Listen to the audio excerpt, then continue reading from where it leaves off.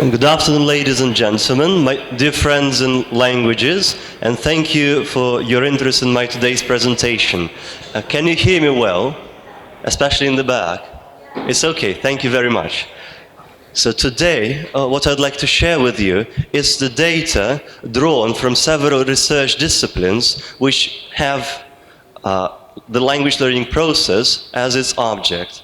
So explain the main findings of some of those disciplines, and I'll try at the end to generalize what they all agree on and what this reveals to us about the nature and the process, the mechanisms of language learning. So the more kind of inner aspects of it, the theoretical aspects of it, or to some extent the biological aspects of it too.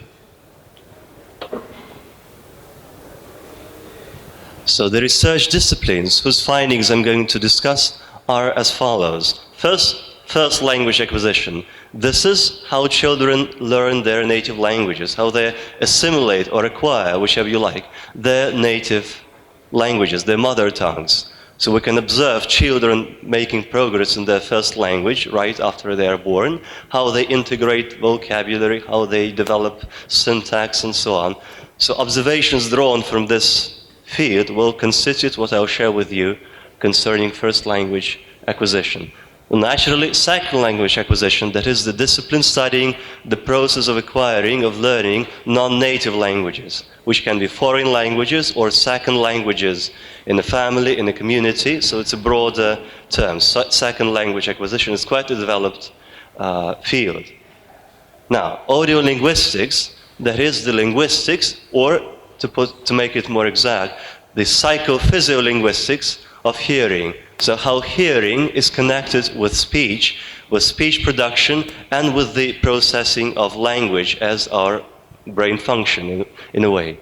And finally, the discipline in which people here are probably most proficient in, polyglotry as a research discipline, not just as practice of learning many languages, but as a field of research in which we can observe how polyglots learn languages, how their brains work, etc. So I partly shared some of the findings of this last discipline in my presentation here last year. So today it's a broader perspective.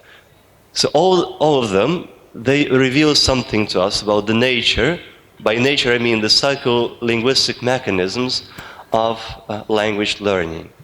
So let's start with first language acquisition. The most important findings here I find to be the following. It seems many people think that children imitate adults when they learn, when they acquire, maybe better say, their native tongues. It doesn't seem to be the case. If you really observe children developing speech in their mother tongues, and you observe adults bending over the cradle of a newborn child, you will probably see that it's adults rather than children who are imitating children talk, rather than the other way around. So, but this is the more comic aspect of it, but the serious source of evidence here is the phenomenon or the period of babbling. Babbling is a period in development of speech in the first half of the year of life of a newborn child, where he or she, this newborn human being, is training to produce different sounds. And if you study those sounds, you'll see that the sounds a child is producing in these first several months, many of them are non-existent in the native language of his or her parents and the people around. So he or she can be producing all different exotic sounds that exist in languages in Africa or in Asia and wherever you want. Not just the phonemes of the native language. In fact, the phonemes of the native languages are not there at this stage. So if he or she is imitating the sounds of his parents, his mother tongue, then those, say, exotic sounds wouldn't be able to be there. He or she couldn't have heard them anywhere. So he or she is producing them just by nature. In fact, this is a period where brain is developing control of the organs of articulation.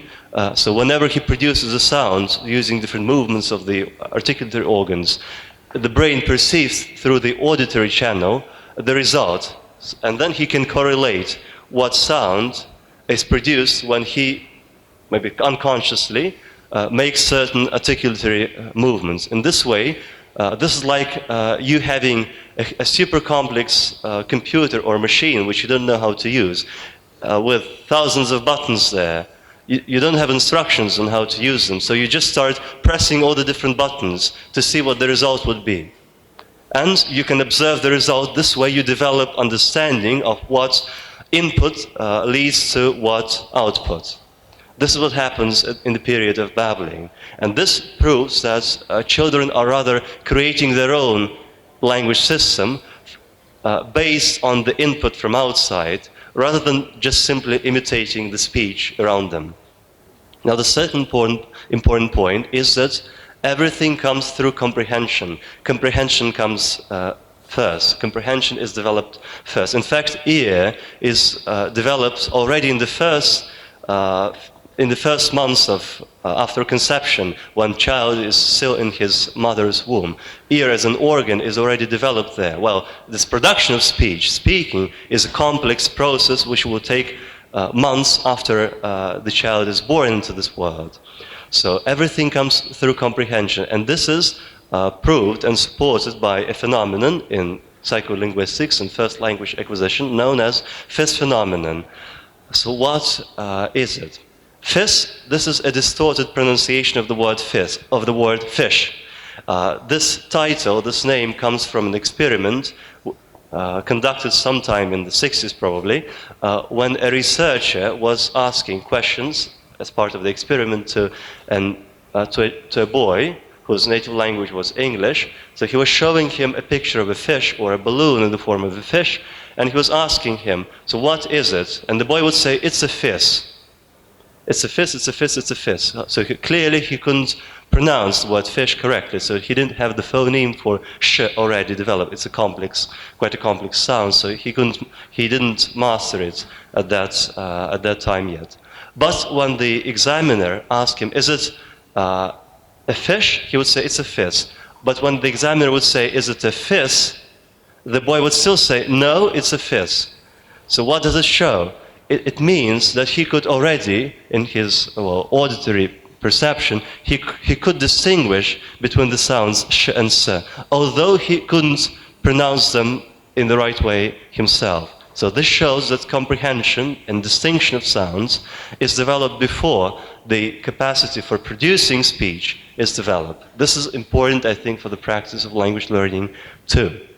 And finally, an important point is also that dialogic speech is developed before monologic speech. In fact, much earlier than monologic speech. The child is able to use language in the form of dialogues. He can react to stimuli. He can answer questions in this way. And this is actually the natural form of language. Human language is developed in this way, as a form of interaction. So there is a stimulus and there is a reaction to it. There's a phrase and a reply, a question and an answer, like this. Much later, I think the gap is more than even 1 year, when monologic speech is developed, when he or she, the child, is able to produce more or less lengthy text when just he or she is speaking without stimuli from outside in the forms of commands, of questions, or something like this. Now, second language acquisition. This is a broad field, and what I'll present to you today is the famous hypothesis by Stephen Krashen, which make his theory of second language acquisition. There's criticism on this. This is well developed. It was developed several decades ago, but I still think this theory gives us important concepts, important terms and notions which can help us describe in a non-controversial way what is going on there in the process of second language acquisition. So maybe some of you are well familiar with it. I'll just remind you of this theory in very brief and general terms. So the 5 hypotheses by Krashen are that acquisition and learning are different things. Acquisition is the non-conscious process which takes place in our brain whenever we receive input from outside. We hear examples, samples of text, language from outside, if we are children, from our mothers, parents, people around.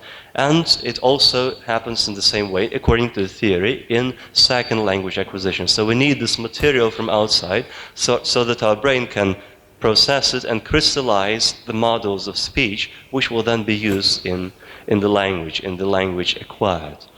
While learning is a conscious process, something that you learn consciously. You concentrate on it. So you are aware of learning the language, then it's learning. So basically, conscious knowledge of grammar is learning, according to Krashen, while acquisition, the spontaneous capacity to produce phrases and to understand them without really focusing on their form, this is acquisition. He makes this distinction. This is controversial, but this is necessary for the theory here.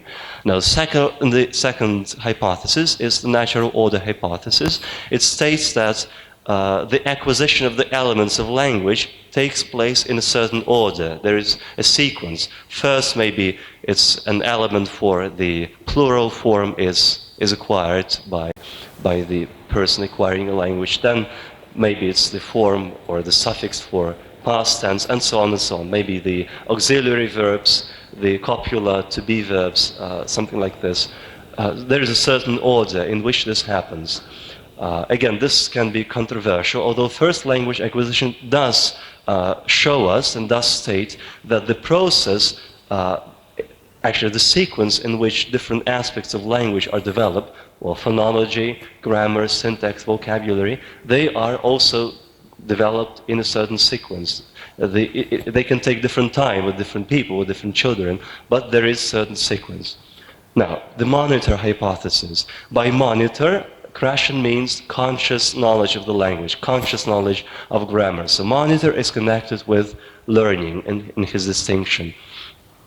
So when we produce speech, when I'm speaking English right now, or when I'm speaking my native language, Russian for example, I'm not focused on the forms I'm putting together in the process of speech. I'm not aware of all the suffixes and grammar endings and so on I use to produce my phrases. So this is acquisition. This is the result of acquisition according to Krashen. While grammar, conscious grammar, learning, and he calls this function monitor. So you kind of monitor what you're producing. Your brain automatically, spontaneously produces, language constructions. So let's put it so: speech, elements of speech, parts of phrases themselves, sentences, and so on. This happens unconsciously. But monitor allows you to control what you're saying. You can kind of conceive a phrase and then realize, oh, there's something wrong with it. Maybe I should use a different word here. This is the monitor function according to Krashen. This is your capacity to correct, to control, and to analyze your own speech production in the written form or in the oral form too, although in the oral form it's more difficult. Now, the most important of all is probably the fourth hypothesis, which is famous, the so-called comprehensible input hypothesis. It states that the increase in the knowledge of a language is only happens as a result of acquiring inputs. When your brain processes new samples of language, new material which comes from outside. So it processes all those models of speech and crystallizes the one that he or she will be using in his own speech production afterwards. He introduces a small formula, I plus 1, where I is probably input or information, I'm not sure. This is the knowledge of language which you already have. Now, plus 1, this is when you come across input, language material from outside, where you understand most of it, because most of it is familiar for you, but there is some elements which are new to you and which you understand from the context. You're not familiar with this particular grammatical form, but you can guess what it may mean in this context, because the rest of the language around you can understand. So Krashen states that increase in language knowledge only happens as a result of acquiring, processing input from outside, which contains I plus 1. And finally, effective filter hypothesis. This is his term, but basically it means psychological barrier. He states that when we receive input from outside, this is good, this is necessary, but there is also kind of a border somewhere in our brain. And if this border is closed, the effective filter, if it's low, if it's down, if it's closed, the input can't get through. It's blocked. So if psychologically we are uncomfortable about listening to a certain language, or we're afraid, or we have some kind of negative psychological feelings here, this blocks and closes down the effective filter, and the input already, although it is provided, although it is there, it doesn't get through to our brain for it to be processed and to contribute to our increase in the knowledge of a language. So this is a couple of graphs illustrating this. So above is the illustration to the monitor hypothesis. So acquired competence, something that you acquired from acquisition in Krashen's terms, it allows you to spontaneously, automatically, unconsciously produce phrases, sentences, produce speech in the language. But at some point, either before the moment of speech or after the moment of speech, you can consciously control what you are going to say or what you have already said. You say, oh, it doesn't sound right, maybe I should reformulate this. Now, and this is an illustration to the effective filter hypothesis. Input is coming. For input to be optimal for acquisition, it has to be comprehensible, so you should be able to understand most of it, most parts of it, and it should be relevant or interesting to the learner. And then there is filter as kind of a border there, which lets or doesn't let the input get through to the language acquisition device. This is a term from generative linguistics, kind of the supposed function or kind of organ, in inverted commas, in the brain, which is in charge of processing language and contributing to the development of speech. And this leads to acquired competence, which in its turn, look at the second graph on the top, leads to the capacity to produce speech. Now, audiolinguistics. This is an interesting field. Phonetics, the sound aspects of language, have been studied for a long time, so it's an established discipline. Now, physiology and medical aspects of hearing, especially in terms of treating diseases and so on, this is also developed. But it has very loose connections with linguistics in contemporary academia, in contemporary segmentation of scientific knowledge. Now, by audiolinguistics, the term I offer here, as I mentioned earlier, I mean psychophysiolinguistics. So the psychophysiolinguistics of hearing, I beg your pardon, which means the linguistics aspects of physiology and psychology of hearing, how hearing, perception of sounds, is connected with producing speech, is connected with the physiology of our articulatory organs and the organs of hearing, and how all this is connected with language functions, with language as this abstract concept in our brain, which allows us to use this communicative system. And largely I base this is based on observations and findings and statements by French doctor, ear and throat doctor, Alfred Tomatis, which worked mostly in the second half of the 20th century. He made many interesting observations. He has published books, so you can read it, and I'll show you one of them at the end of this presentation.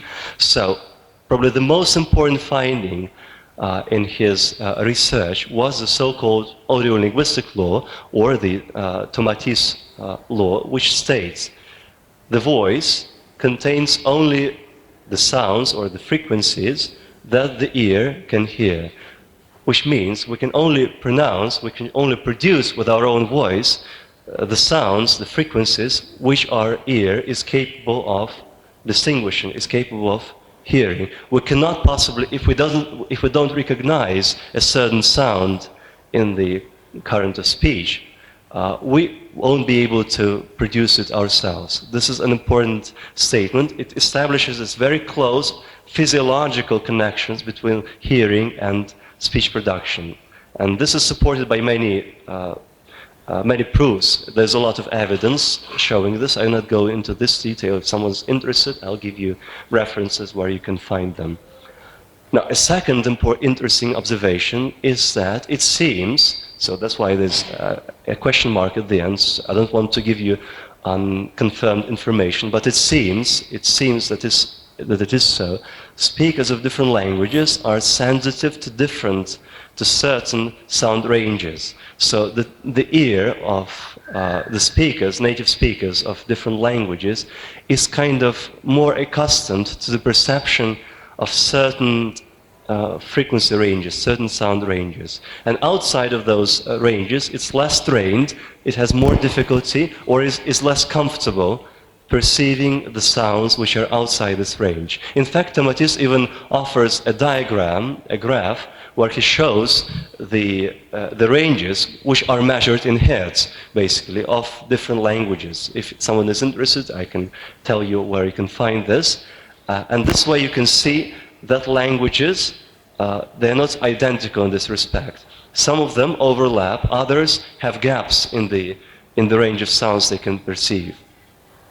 Which means, perhaps, that if we want to learn a foreign language, we may need to train our ears a little bit to the respective sound ranges, because otherwise we're less kind of equipped for this. Although biologically the human ear is capable of distinguishing a certain range of sounds, if I'm not mistaken, from 20 to 20,000 hertz, maybe someone would correct me, and all the languages, they fall within this range, but still some of them are focused on certain frequencies, while others have different ones.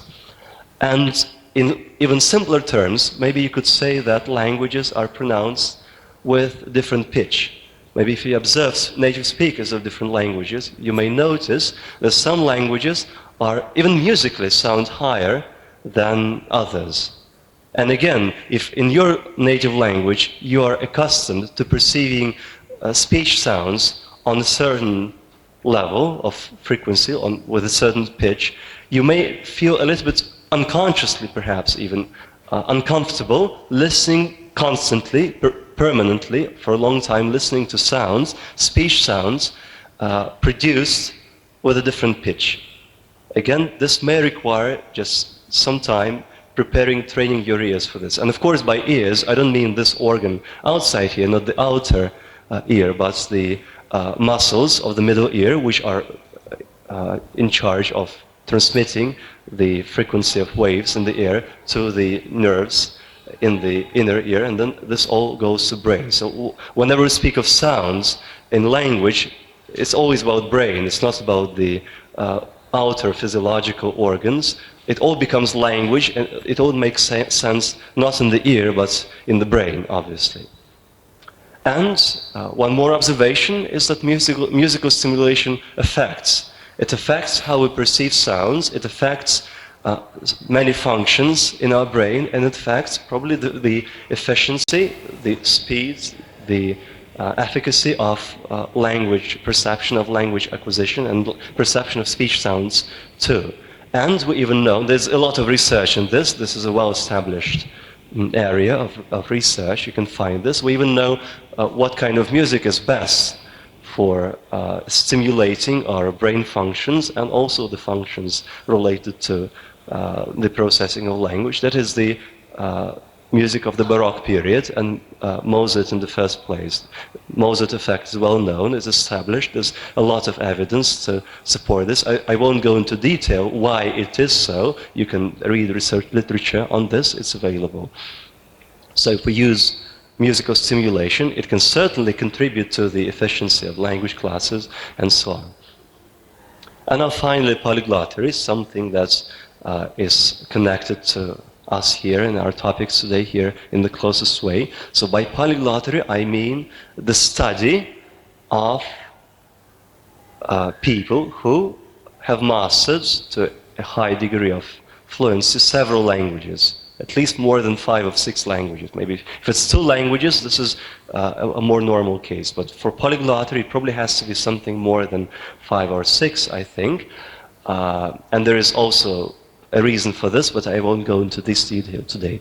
So what polyglottery? Observation of the experience of polyglots and the study of polyglots' brains, even this has been conducted in history, what it reveals about the nature of language learning. And one more specification, so polyglottery here is distinguished from multilingualism. Multilingualism is a situation when a person, usually it's children, acquires several languages naturally when they are children, from the community, from their families, when several languages are spoken in the country and used simultaneously. This is a different thing, and there is developed literature and research on multilingualism. But polyglottery is when a person, usually an adult person, is consciously studying and learning and reaches the command of several languages on a high level. And this is quite different.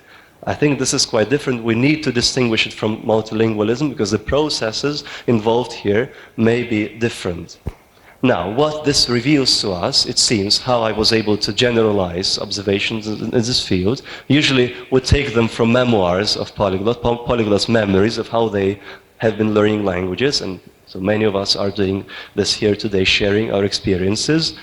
So what is needed to reach fluency in languages, to become a polyglot basically, on a deeper level, one has to be proactive. So you can't just passively expect the language to be assimilated. Even if you go to a language class, that's what many people seem to think, and they don't reach high levels of fluency in those languages, just attending classes, thinking that, well, they will hear explanations, they will hear samples of language, and just this will result automatically in the increase in their knowledge of a foreign language. This is not the case. One has to be proactive, doing something by him or herself. So looking for learning materials, looking for best classes, organizing your own time, and so on and so on. This is something intrinsic to polyglottery. As many people, probably all polyglots would agree that polyglottery is always an autodidactic enterprise. It's always an autodidactic thing. You can only become a polyglot. You cannot be really trained or made a polyglot by others. And in fact, this is what happens with language in general, I think. Language learning always occurs here, in one's own brain, in one's own mind. It doesn't happen in class. It happens in the head of a person.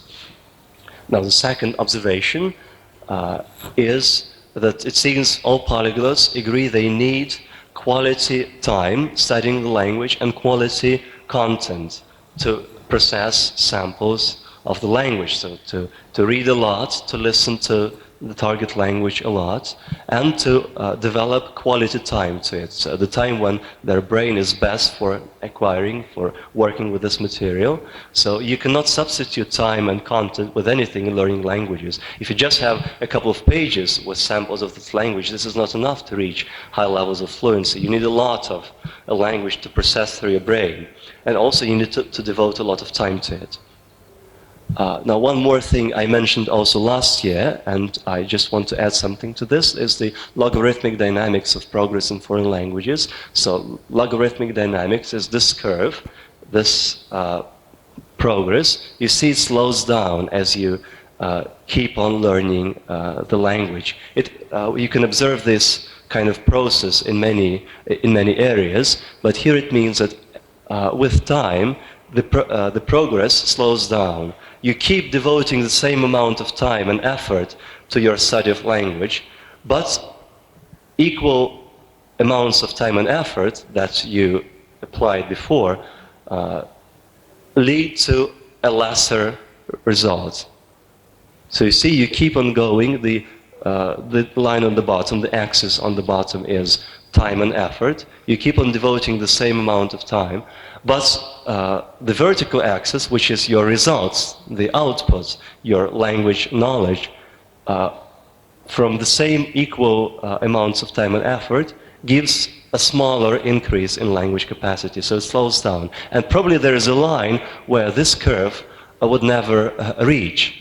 Right? It would always be approaching it, and this line is the native speaker level of fluency. Yeah, thank you. Now, this is, you can have a look at this. I don't have much time to go into detail with this, but this is what I felt is kind of a polyglot consensus, it seems to me. This is the statements I have formulated as kind of the results of discussions and talks from what I heard here last year at Polyglot Gathering 2017. I generalized opinions and observations of many people who express them in their talks and discussions in these statements. So first, that existing formats and scales of language knowledge are not objective criteria of language knowledge. So there's always something which you cannot measure with a test. Second is then the natural question, what is the objective knowledge of a language? And so far it seems this measure objectively can only be the input, the amount of language material you have absorbed and processed to your brain. Basically, in the number of words you've read or listened to in your target language. Not different words, obviously, but it means texts, oral and written text, numbering to a certain number of words, right? Well, an average book of 200 pages would contain approximately 50,000 words. Well, there is a concept that you may need about 1 million of words processed with your brain to gain enough vocabulary to reach high levels of fluency in a foreign language. But this is an open question. We don't know yet how much input exactly, how many words we need. And this is an interesting question. This gives room for further research, which is very welcome. Now, then as a consequence of this, the natural sources of augmenting, of increasing language knowledge are extensive reading and extensive listening to get maximum input, obviously. Language material should be interesting and meaningful to the learner, because if you're reading or listening to something you're not interested in, again, this doesn't really contribute much to your acquisition of a language.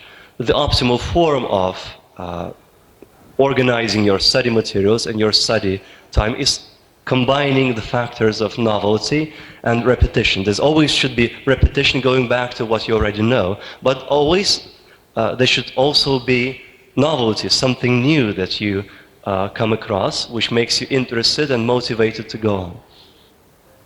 And so these were the findings of the 4 research disciplines I wanted to present to you, and these are the general deductions. So something which, it seems to me, all these 4 research disciplines agree on. And this is priority of input for language acquisition. So audio linguistics, second, first language acquisition, polyglotry, they insist that it's always the result of brain working with input from outside. And auditory input, audio input in the first place, because speech as human language is a function which is performed through the phonetic media in the first place. Writing is a secondary function. Now, openness to the language, to the target language, is a precondition for acquisition. So psychological openness, openness of your ears, the ability of your ears to perceive naturally, comfortably sounds in this language, this is necessary. Without this, you cannot really go far.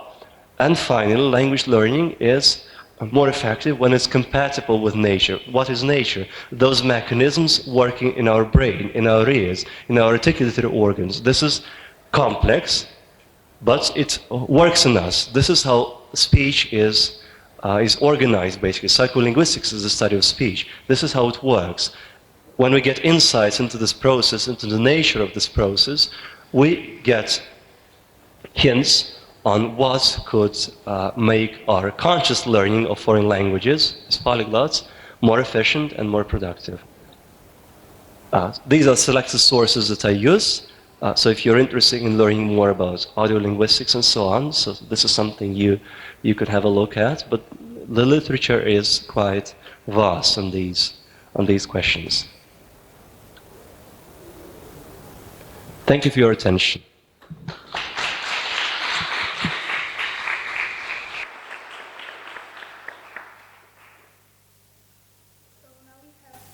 Questions in here.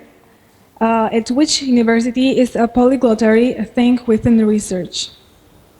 In fact, there is no institution in the world, I think, where polyglotary, in the sense in which I made it different from multilingualism, so adult people learning consciously and acquiring a high level of fluency in several languages, there is no such institution in the world where really research is developed. It's a very new discipline. I just can name a couple of people in the world who have published research papers, not polyglot memories, so how I've learned languages. This is quite developed. There's a lot of this, starting from the second half of the 20th century. But research literature, this is basically Arar's book, Babel No More. two books by Dina Borisovna Nikulicheva, a Russian researcher, the linguistic and psychological strategies of polyglots, they are in Russian, and the proceedings of a conference, which was a scientific conference in New York in 2013. That's the third book on the right in the upper row. Multilingual proficiency, polyglot, language, polyglossy, and polyglottery, which is difficult to get, but if someone is interested, please ask me and I'll tell you how this can be done. It contains research papers on this. This was the first academic conference on polyglottery, not a social event or a cultural event of exchange between language learners and polyglots, but a conference where polyglots were object of study. So to answer this question, there's no such place in the world where you could officially do this research, but I think there will be more and more demand for this, and this, as the more literature, research papers will have been published on these topics, the better established it will become, and the better it will be viewed probably by official academics in universities. So, but if someone is interested in doing research in this field, again, you can contact me and, well, I can share with you what is available and what would be interesting to do in this field academically. So the next one, when I study, we were encouraged to record our voices speaking French than listening. Why did this produce better results than the normal speaking and listening? Better results than? I just didn't get the end of this question. This one. Why did this produce better results than normal speaking and listening? So again, because the auditory channel is primary. Listening, audio input is primary. Everything goes through and is acquired through the ears, through auditory comprehension in the first place. So this is very important. It's easy to pass from a listening capacity if you can already distinguish the sounds of a foreign language, you can imitate the speech of foreign speakers phonetically, even if you can't write or read this language yet, it's easy to pass on to the reading skills and writing skills, the written form of the language. While it's very difficult to pass from the writing skills, the skills related to the written forms of language, reading and writing, onto the oral skills, because this is the natural sequence. When we're children, by the age of 6 or 7, we're fluent, grammatically speaking, in our native languages, while we may not be able to read anything in those languages. And then we're taught how to do this in school, right? We're not taught how to speak the language. So the oral skills come first, because this is natural. This is how our brain works with speech. The written aspects are secondary.